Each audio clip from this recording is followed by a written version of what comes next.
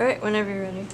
Howdy everyone. I'm not sure if a lot of you know me. My name is Geresti. I'm a master's student studying under Dr. Sam Neuner. Just a quick background about myself. I'm from Avella, Pennsylvania. It's a really small town about 45 minutes southwest of Pittsburgh. I did my undergrad at Penn State in petroleum and natural gas engineering. Graduated in the spring of 2016. And I served as a treasurer of AADE during my time there. Now I think AADE has a unique role in the education of petroleum engineers. That was one of the reasons I became interested in it during my undergrad.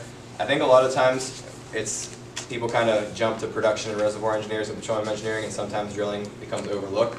Especially in our curriculum at Penn State, it was very heavy reservoir based.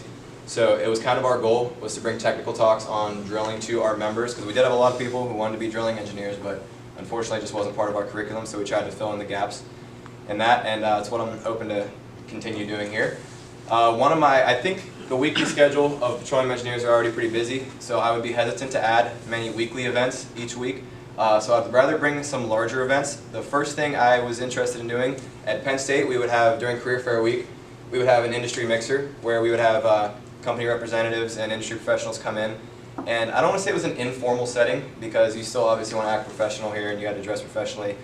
But they actually got to mingle with our members. You got to actually meet them on a personal level, and they got to express themselves in a way that can't always be done on a resume real quick or in 5 minutes at a career fair. So they really got to understand our members at a personal level, and I felt that was very valuable. And especially with the immense loyalty of the alumni here at Texas A&M, I think it would be a very invaluable and successful event here. So outside of that, another thing I would like to do is, we already have technical training. Obviously the officers have done a great job, obviously stimulating interest in the organization.